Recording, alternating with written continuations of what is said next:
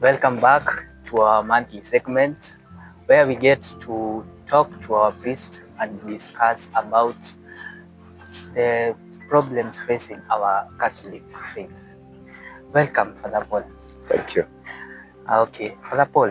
Yes. As we approach the season of Lent, can you tell us how the church is focusing on St. Joseph this coming month? Okay. The Lenten season is here with us, as you have said, because on 5th March, that is coming week, will be Ash Wednesday. And therefore, it will be the time that we'll be beginning the Lenten season.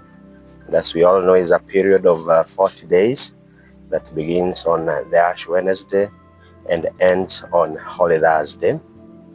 And during the Lenten season, we have several celebrations that fall in the Lenten season. St. Joseph's, the husband of Mary, being one of them, that is normally observed on 19th March.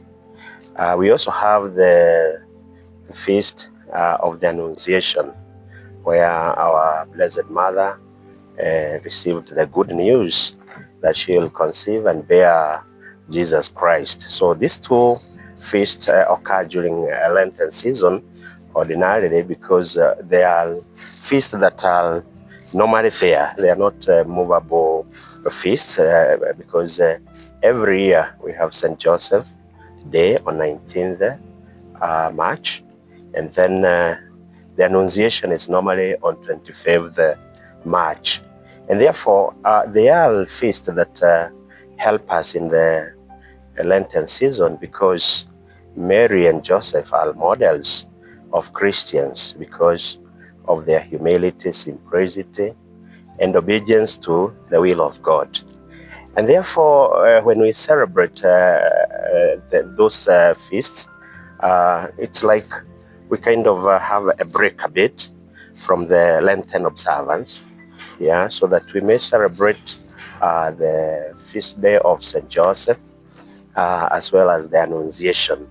And therefore, there are feast days, and the St. Joseph's celebration as a model of simplicity and a good husband inspires us as Christians who are pilgrims of hope and celebrating or kind of observing the Lenten season.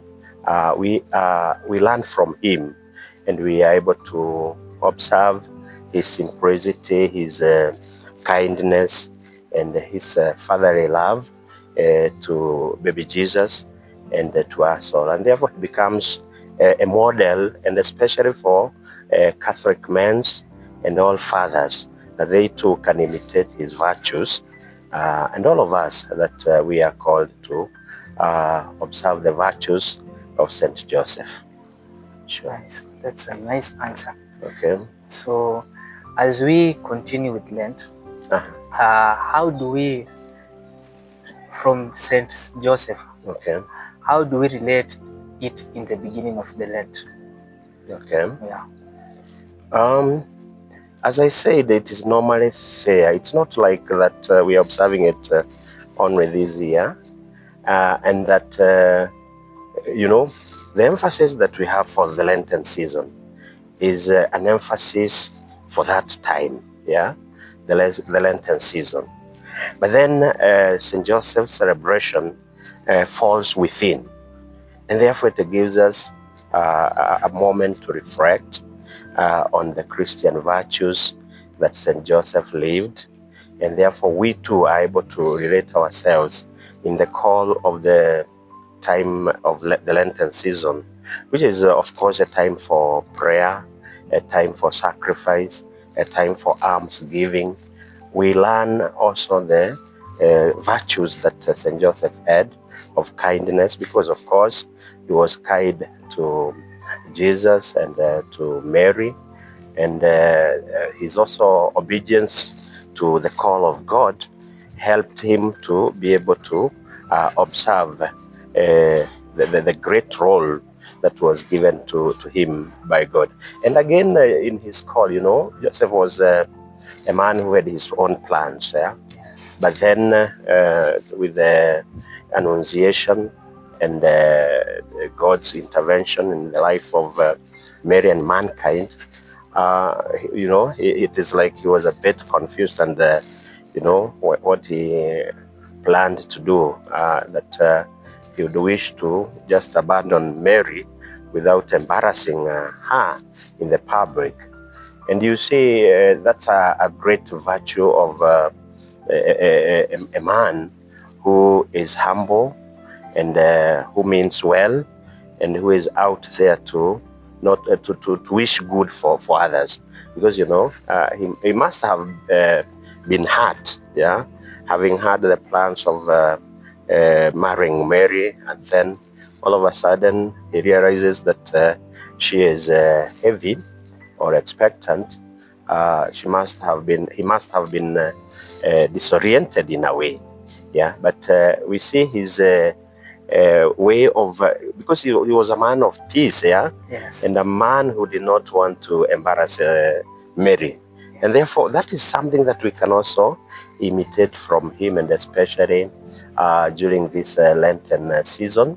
The other thing that we can imitate is his hard working, yeah. We normally also have another feast day of St. Joseph, St. Joseph the Worker, that comes on 1st May. It's because of his hard work as a carpenter, and how he fed his family through that hard work.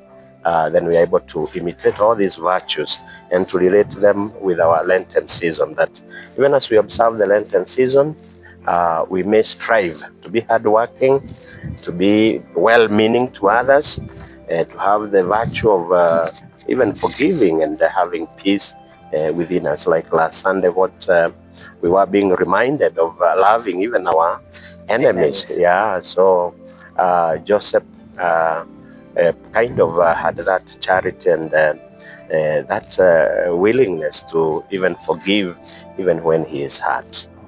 Yeah. Thank you for the answer.